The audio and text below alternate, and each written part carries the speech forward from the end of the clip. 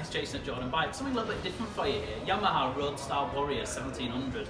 It's a rare colour scheme this with the flames and a rare bike altogether. Something a little bit different. It's only done 8,762 miles. Lovely, lovely thing. 2005 on a 55, super low mileage. It's got the backrest on there. Seat looks a little bit different to normal.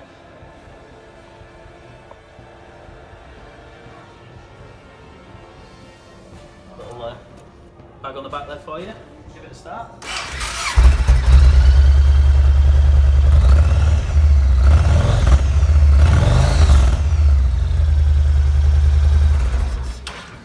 Does sound really good. I guess it's just a bit more reliable than something else that might be out there, isn't it? It's Japanese, you know. Take a look for yourself. Come down and see us at Jordan Bikes or give us a call.